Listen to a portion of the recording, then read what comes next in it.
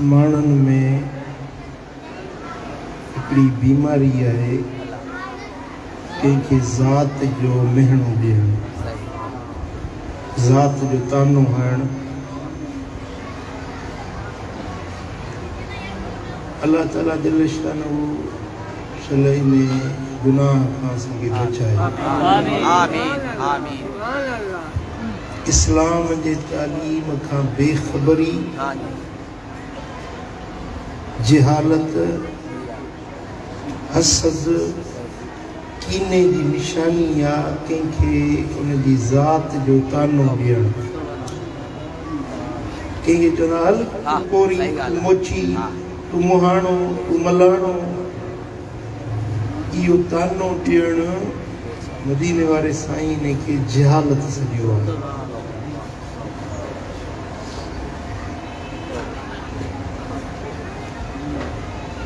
ज़ातुनि में सभिनी खां भले में भली ज़ात मदीने वारे नबी जो कबीलो कुरैश आहे, बनु हाशिम आहे। मदीने वारे साईं जी ज़ात सैयद ज़ात, सभिनी ज़ातियुनि जी सरदार ज़ात मदीने वारे। उन खां पोइ जेकॾहिं को कंहिं बुज़ुर्ग जो औलाद आहे, कंहिं अलाह वारे जो औलाद आहे, उनजी बि इज़त कबी। वरी सतीं पीढ़ी में को अलाह जो वली थी गुज़रियो हुजे, उनजे औलाद में को बुज़ुर्ग को साले बानो थी गुज़रियो आहे, त उनजे औलाद जी इज़त एतिराम करणु इहो बि दीन आहे। समझो था?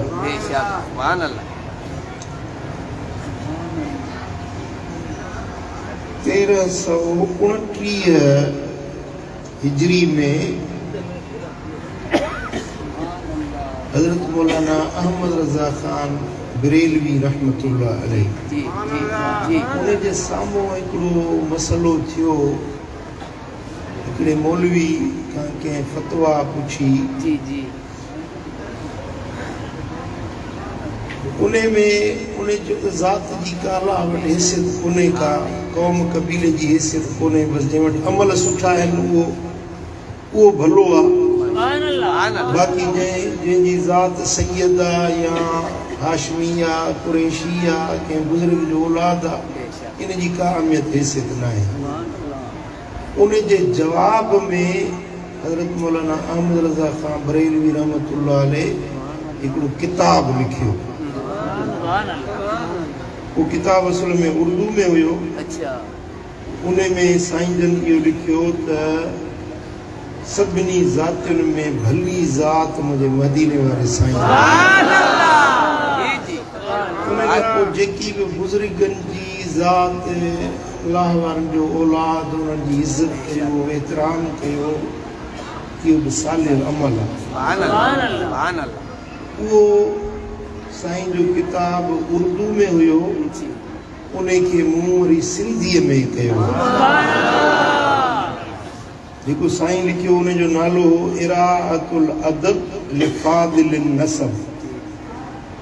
मूं वरी उन जो सिंधी में तर्जुमो कयो आहे शरफ़ नसब अहले बैत। यानी अहले बैत जे नसब जो शरफ़ ऐं शान छा आहे, मदीने वारे साईं जे घराणे जी इज़त छा आहे। सिंधी में किताब इन खे मूं तर्जुमो करे लिखियो आहे।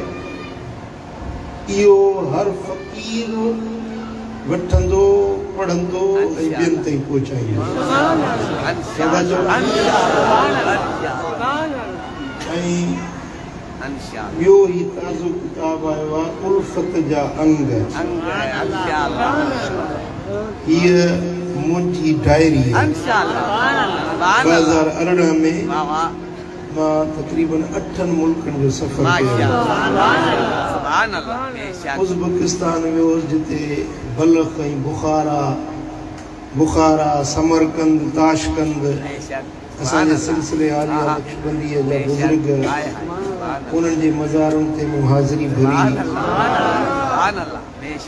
ताजिकिस्तान वियोसि, किर्गिज़िस्तान वियोसि, मोरक्को वियोसि, उन्हनि मुल्कनि जो सफ़र, उतां जूं तस्वीरूं, उतां जा अहवाल, इहे सभु हिननि में मूं लिखिया आहिनि।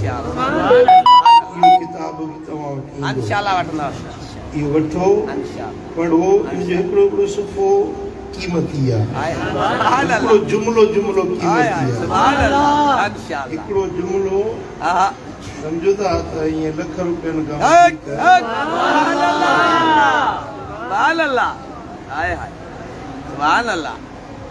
इहे ॿई किताब फ़क़ीर तव्हां वटि खणी ईंदो। इहे तव्हां सभु वठो ऐं हिन किताब खे तव्हां हिकिड़ो सुफ़ो, हिकिड़ो पनो रोज़ घर में दर्स ॾींदा कयो। पुट न्याणियूं बच्चा घर जा विहारे उन्हनि सां दर्स ॾींदा कयो। इंशाअल्लाह ताला ख़ैर बरकत।